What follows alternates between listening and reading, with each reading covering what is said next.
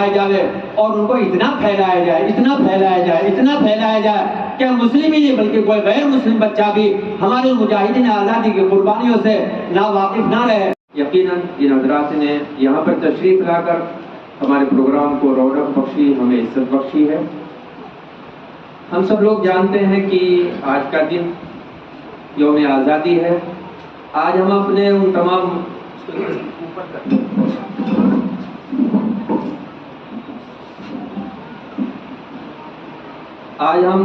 تمام مجاہدین آزادی کو جنہوں نے اس آزادی کی دیوی کے لیے اپنے سر اور دھڑ کی بھینٹ چڑھائی تھی، جنہوں نے اس بھارت ماتا کی مانگ کو سندور کے بجائے خون سے بھرا تھا، جنہوں نے اس آزادی کے لیے اپنا سب کچھ نچھاور اور قربان کر دیا تھا، انتہائی عقیدت اور احترام کے ساتھ سلام عقیدت پیش کرتے ہیں۔ حضرات، ہمیں اس آزادی کی اس لیے قدر نہیں ہے کہ ہمیں یہ نعمت بغیر محنت اور مشقت کے وراثت میں مل گئی ہے۔ آزادی کی قدر و قیمت پوچھو ان روحوں سے جنہوں نے اس لیلہ آزادی کو پانے کے لیے دیوانہ وار دار و رسن چوما۔ اس کی قدر و قیمت پوچھو شیر میسور ٹیپو سلطان شہید رحمت اللہ علیہ سے، جنہوں نے میدان جنگ میں اپنے خشک ہونٹوں سے پانی کے بجائے جام شہادت نوش کیا۔ اس کی قدر و قیمت پوچھو آزادی کے سورما بہادر منگل پانڈے سے، جنہوں نے زنجیریں پہن کر، بیڑیاں پہن کر تختہ دار پہ چڑھ کے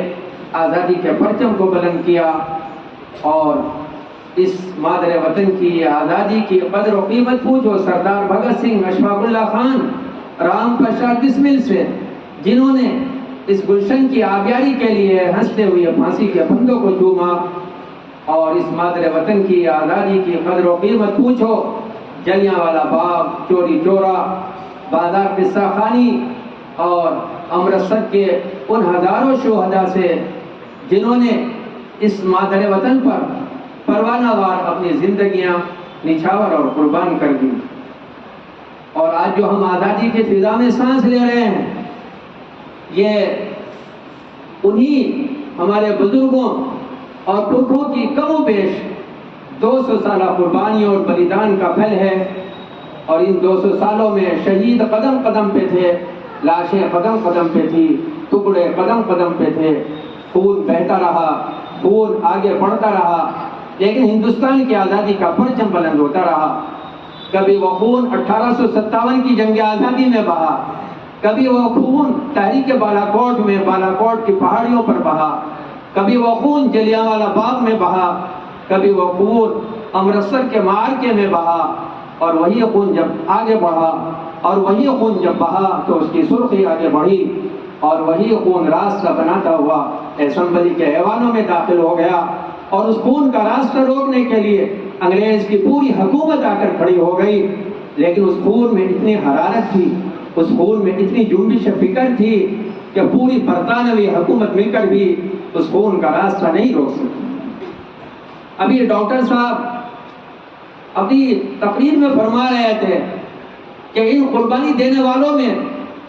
بہت سے وہ مجاہدین ہیں جن کا تذکرہ آپ 15 اگست کے پروگراموں میں، 26 جنوری کے پروگراموں میں، تاریخ میں، ریڈیو میں، ٹی وی پر پڑھتے ہیں، سنتے ہیں، دیکھتے ہیں۔ اور کچھ وہ مجاہدین آزادی بھی ہیں جن کے ناموں کو زمانے کی دبیز گرد نے ڈھک دیا ہے۔ ڈاکٹر صاحب کی تقریر سے مجھے یہ تھوڑا سا حوصلہ ملا کہ میں اسی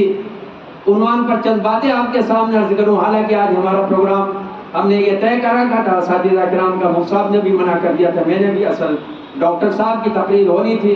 لیکن ڈاکٹر صاحب نے جو فرمایا کہ کچھ چیزیں ایسی ہیں جو ہمارے مجاہدین آزادی ہیں جن کے ناموں کو ڈھک دیا گیا یا ڈھانک دیا گیا ہے،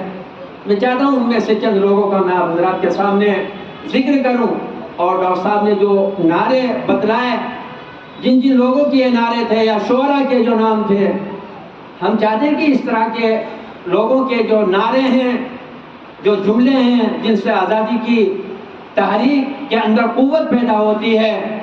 ان نعروں کے اسٹیکر بنائے جائیں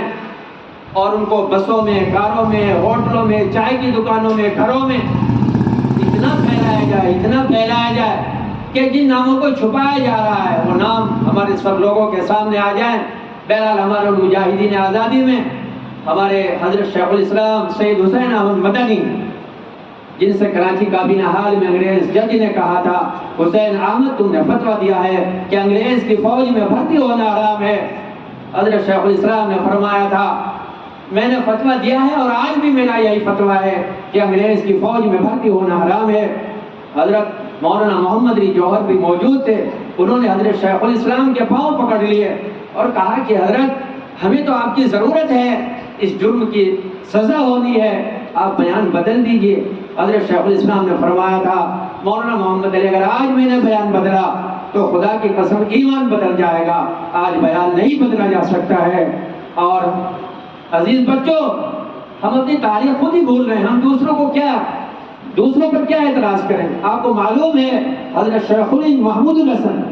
جو تحریک ریشمی رومال کے بانی تھے، اور یہ مدرسہ آپ کا اس تحریک ریشمی رومال کا ایک مرکز رہا ہے، اور یہاں کے صدر مدرس مولانا حسین گل پشاوری کو مالٹا میں 3.5 سال تک جیل میں رکھا گیا ہے حضرت شیخ الہند کے ساتھ۔ وہ شیخ الہند محمود الحسن، وہ محمود الحسن شیخ الہند جن کا دہلی میں حکیم اجمل خان کی کوٹھی پر انتقال ہوا اور ان کے جنازے کو دہلی سے دیوبند لایا گیا، غسل دینے کے لیے تختے پر لیٹایا گیا، کمر سے کپڑا ہٹایا گیا،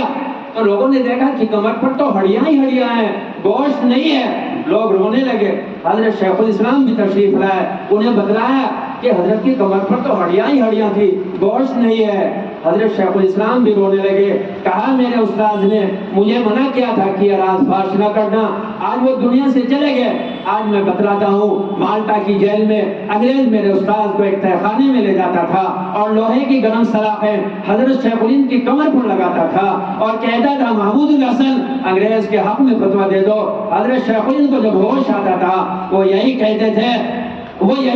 تھے میری چمڑی ادھڑ سکتی ہے، میرا جسم پگھل سکتا ہے، میں حضرت بلال کا وارث ہوں، میں تمہارے حق میں فتویٰ نہیں دے سکتا۔ 1857 کی جنگ آزادی میں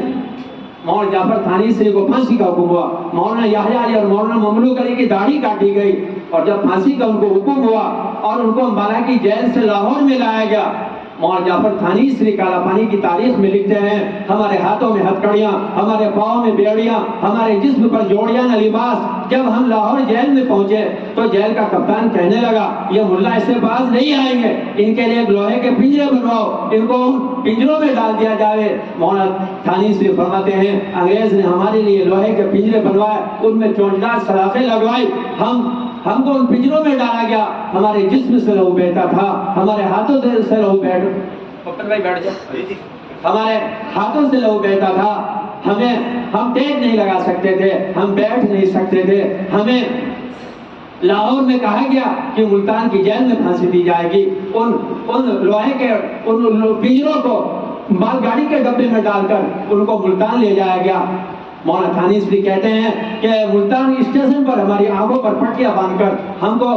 کو ملتان جیل میں لایا گیا، اور شام کو ہمیں بتایا گیا کہ صبح تمہیں پھانسی ہوگی۔ ہم نے رات میں بڑی خوشیاں منائی، صبح کے وقت گورا افسر میرے کمرے میں آیا اور کہنے لگا مولوی تمہیں کیا ہو گیا ہے، تمہیں تو پھانسی ہونی ہے اور تم خوشیاں منا رہے ہو۔ مولانا تھانیسری کہتے ہیں ہم نے کہا کہ ہاں خوشیاں اس لیے منا رہے ہیں، ہم سمجھتے تھے ہم گناہگار لوگ ہیں، مرنے کے بعد معلوم نہیں ہماری بخشش ہوگی یا نہیں ہوگی، اب تم ہمیں پھانسی دو گے، ادھر ہم شہادت کی موت مریں گے، ادھر ہم رسول اللہ کے حوض کوثر پر پہنچ جائیں گے۔ گورا افسر کہنے لگا مولویو جس موت سے تمہیں خوشی ہوتی ہے وہ موت بھی تمہیں نہیں دی جا سکتی، تمہیں 14 سال کے لیے کالا پانی کی سزا دی جاتی ہے۔ مولانا تھانیسری فرماتے ہیں جب ہمارا پھانسی کا حکم بدل گیا تو بے ساختہ میری زبان پر آیا مستحق دار کو حکم نظر بندی ملا، کیا کہوں کیسے رہائی ہوتے ہوتے رہ گئی۔ یہ ہمارے اسلاف ہیں، ان حضرات کی قربانیوں کی وجہ سے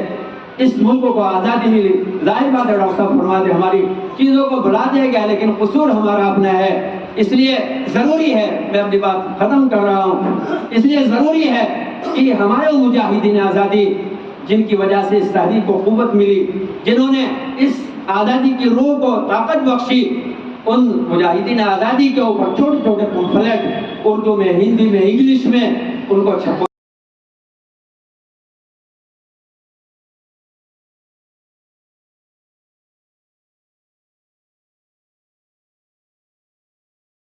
ظاہر بات ہے اس کے لیے فنڈ ہونے چاہیے، پروگرام ہونے چاہیے، یہ ایک مستقل ایک مشن ہے اور ہمیں اور آپ کو مل کر کے کرنا ہوگا۔ اسی طریقے سے مجاہدین آزادی جن کے جملوں سے